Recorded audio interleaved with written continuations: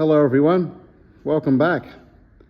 So it's time for another update, and as you can see, car 31's back on the hoist for the first time in many months, and we're starting to get some of the final jobs done on the car and fit up a few bits and pieces which we'll cover off. It has been a really disappointing weekend, if I'm honest. It's just one of those weekends you get every now and then when you're restoring cars, and unfortunately we're not immune to it, and we'll have to go back to the drawing board on a few items. Now, first of all, I just want to cover off, during the week I put up a Facebook post of this car and some footage which you've no doubt seen of this car racing John Dow at the 2001 Clipsal 500 late in the Saturday race where it launched over the curb and had the iconic Barry Sheen footage to go with it.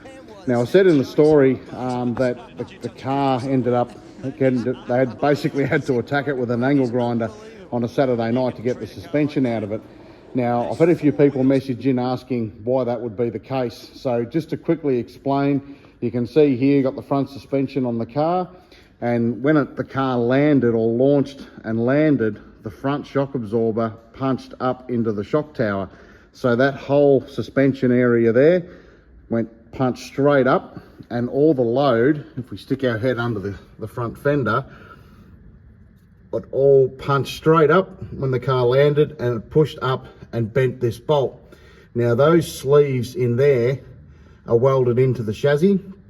They don't actually come out. So any kind of bend in this bolt, you can't get the bolt out of the car. So what the team had to do was cut off the head and the nut, and then try and work and drill that whole shock bolt out to get it out of the car. So by the end of it, that bolt was pushed up into that shock tower. The whole ride height of the car dropped, and it did quite a bit of damage. So looks spectacular, but didn't do a lot for the suspension. And it's just little stories like that we've been able to uncover, which is really cool, that you don't hear about in the general coverage of the races. And it just goes to show what these cars went through in the early 2000s during the 500Ks at Clipsal. So we'll get into it now, and we'll show you what's happened on car 31 this weekend. So as you can see, car 31's back on the hoist, minus the doors, obviously. They're pretty easy to take off on these cars. We've just got them sitting over on the rack over here with the doors from FTR3. Although it looks like it's a bit of work, it's actually a 2-second job. They've just got a quick release connectors here for your electric windows and your side mirrors as well, which are also electric on the cars. And you've just got the standard Falcon door hinge, but it doesn't have that little plastic retainer that stops the hinges from popping out. So you just open the doors, lift them up, and they come straight off that hinge. So the reason the car's back on the hoist, we've got some new bits and pieces that we're going to throw at it to hopefully start the last chapter of the Ellery AU's restoration before it hits the track. So if you've been covering the journey from the beginning, you'll know that it was a BA when we got it.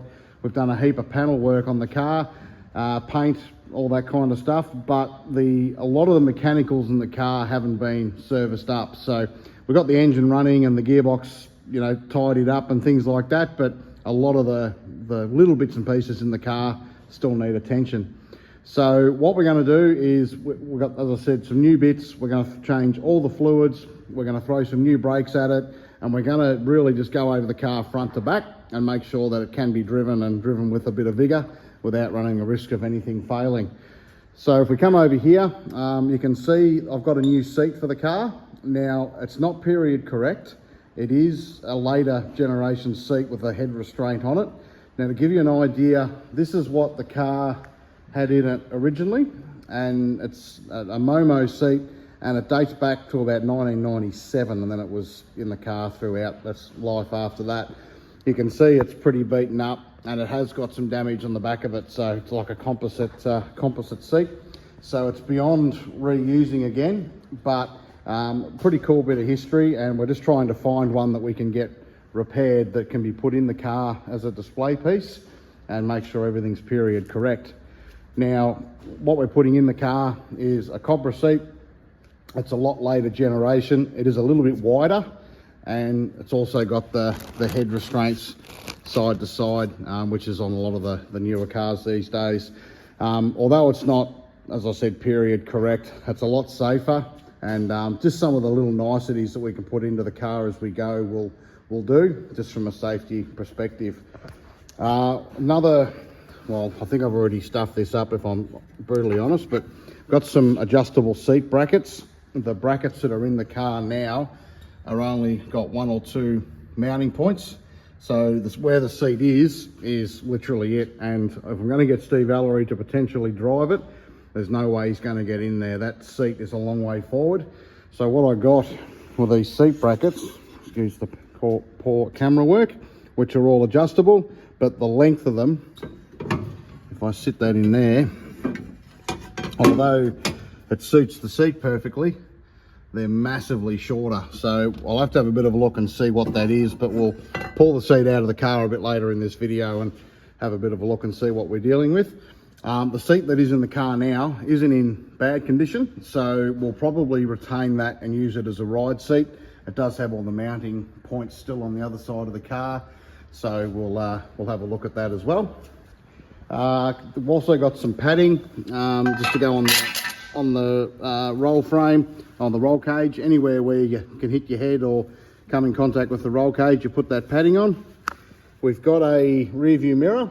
Now it is a later generation, and also the brackets to mount it, so they go onto the bar work inside the car, and then you mount your rear view mirror to that.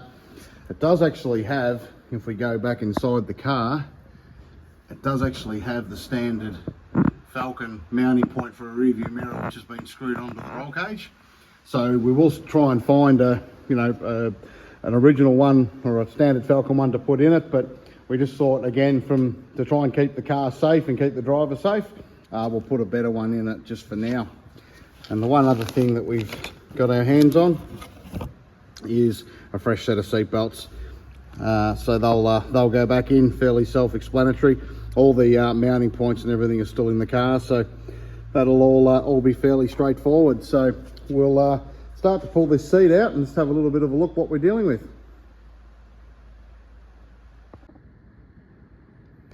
Okay, so you can see we've got the seat out of the car. Now if we flip it over on its back, it says there number 91 ride seat. So no idea what 91 was. Might have been a Dunlop series car possibly. I'm not too sure, but it didn't, it only ran as car 30 in the Dunlop series for a very short amount of time after its main game career.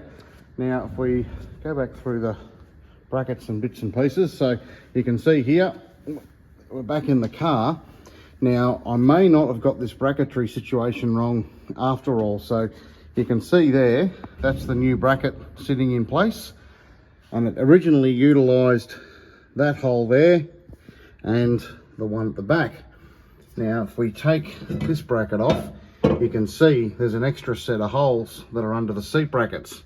Now what I think's happened, obviously Steve Ellery was quite tall and this car was built brand new for him. Now if you have a look, this is the seat bracket that was supplied with the car, and originally it bolted in that front hole there and went up the back into that hole there. Now what they've done is they've welded this piece on later in life, so the whole seat bracket sits further forward. They've drilled another hole in the front to bring the seat forward. So I'd say these brackets are near on original. It does actually say car 30 on them, which would be when it ran in the Dunlop series. So you can see there they've extended the brackets to move the seat forward from where it was originally. So it very well may be that these seat holes were originally put together for somebody that was taller, and then it's been modified later in life for someone that's more of an average height. So disappointingly, after fiddling around for most of the day, we are going to have to get some custom seat brackets made. So these work perfectly well side to side, so you can adjust the seat angle and height quite easily, and they're designed that you can adjust the seat position by unbolting it at the bottom. As you can see there, they're just simply too short. So if we come back over this way to the cars, we need something that length, but have all these holes cut in the side, so it'll be, I guess, universal to suit different drivers. Obviously, if it's built for one person, you just bore the holes and leave it, but given we're hopefully going to have a few different drivers in the car, we really need that versatility. So really frustrating, and I guess it's just part of restoring these cars, but we'll do it once, do it properly, get a new safe seat in the car. We'll start obviously fitting up these belts for the remainder of the day, replace all the seat belt loops and bits and pieces. One thing we have found, which if we come over this way, just round to the passenger side of the car, the runners are all cleaned up, all the threads on the ride seat, but the passenger seat belt loop has actually broken out of the floor. So we are going to have to repair that as well. So it's not so much going to be as straightforward as we hoped, but again, safety first, and we would like to take passengers in this car. So we'll fix it once, fix it properly, and we'll push on. So we'll spend this week working out how we can get those seat brackets made and what the best way forward with that predicament's going to be. Hopefully it's short-term loss for long-term gain, because we do need that flexibility. Obviously the next steps are mechanicals on the car. We've got rotors, pads, filters we're going to start throwing at it, which we'll document. The worst part about it is going to be the brakes, because this car doesn't have a pedal box as such. It has hanging pedals. So you can see here the master cylinders on the car are actually built up underneath the firewall right at the top of the pedals, where on FTR3 and the SBR Falcon, as you'll see a photo here of the Stone Brothers setup, all the master cylinders and everything are under the floor because the pedals hinge from the bottom. Where if we go and have a look at the Ellery AU, all the pedals hinge from the top on this car. So it is going to be a bit fiddly. If we go back into the engine bay, you can see where all the paint's damaged underneath them. It has been leaking for a while, those master cylinders. So a set of them, fresh fluid, pads, rotors, and that'll be another job done. So we'll document all this as we go. We'll share it with you. Obviously then we've got to do setup and a whole heap of other things to come yet. So looking forward to getting the hands dirty again, and we'll share it all with you as we go. So thanks again for your support. We'll keep you updated.